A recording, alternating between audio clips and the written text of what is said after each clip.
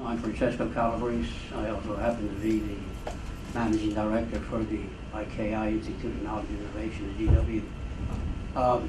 The three-legged stool, which is very popular, has been for a long time. And this may sound a little bit parochial, but I have not heard the word learning in any of this discussion. And whatever titles we want to give, first and foremost, it would appear to me, from a pure management perspective, that all of the things we're talking about struggling with, relative to at what level do people enter into the pipeline, which is a thing called when you're going through passages to get from the executive, right? It's been around, this little skinny book, but it talks about how they take technical people and have to teach them that all of a sudden, when they're now the leader of the band, things are going to change going up the line. In the context that we look at it, we can take people, process, technology, and fit them very nicely into three of what we call the four-pillar concept. Because the ultimate purpose, and I think we're coming around to it when you talk about coaching and mentoring and education, is learning. And at the bottom line, you can substitute what people do day to day with another term that's been around, even though it's an outbreak from VPR and TTM. It's called continuous process improvement. It's getting people sensitized to the fact that nobody knows what they do day to day better than they themselves. And if you can then take your assistants, your coaches, your mentors, your strategic advisors, it's a pretty tricky role, that advisory stuff. I've been trying to make a living out of it for some time. The CEOs, and CEOs come and go, and also like relationships, it gets a little old. And so it may not give you the continuity inside an organization that you'd like to have. But I would simply introduce the fact that we do know what the ultimate purpose is. And that is to teach the people somehow, to convince them, to motivate them, to motivate them to fix whatever they can themselves, so that it helps the organization do a better job of what it does. Do my 2-minute thing. Okay, about 10 years ago, we began, at our organization, we began playing with this a lot, because the whole learning piece was really falling into what we needed to be doing. And through various mechanisms and activities, we came up with this concept that we call, at our organization, knowledge services.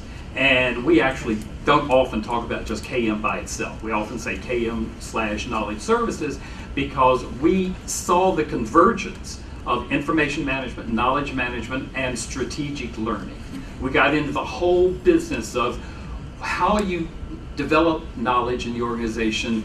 Doesn't really mean a lot until you've gotten into a knowledge sharing bit. And the knowledge sharing takes place when you do this strategic learning.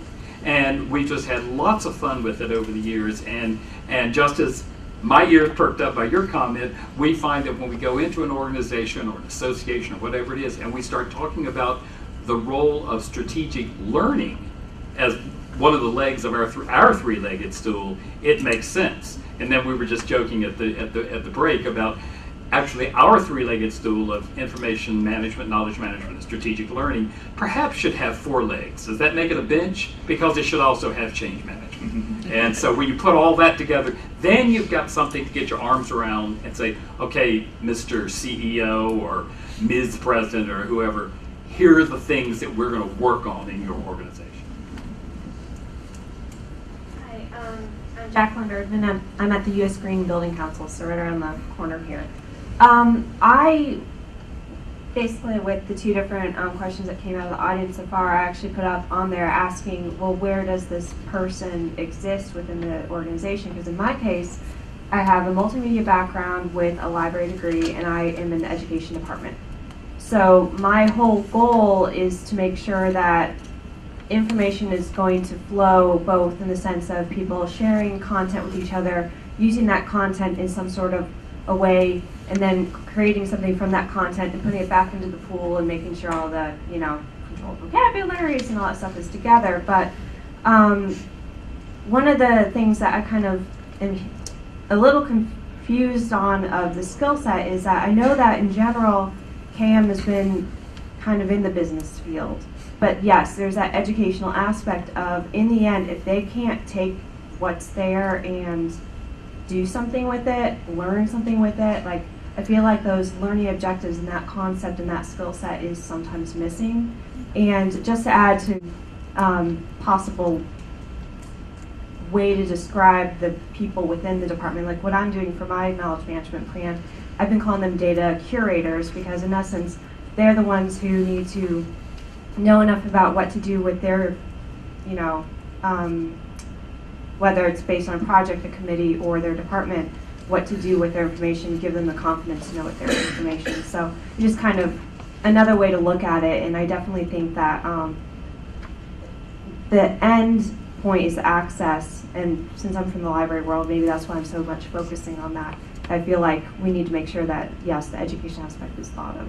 Say that with respect to where KM might reside in an organization, although in the past it may have been clearly identified with the IT, maybe even the financial folks, what we see in doing our research is that it's probably much more effective if it's contained within some process improvement group. Because here's the dilemma, I think, for some KM endeavors in practice. It becomes its own thing.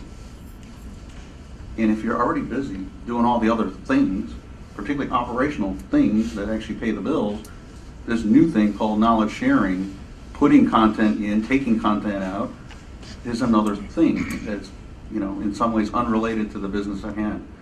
But you put it under the guise of process improvement, everyone understands that. It's another process improvement technique, right? It's just one of the tools in the improvement toolbox.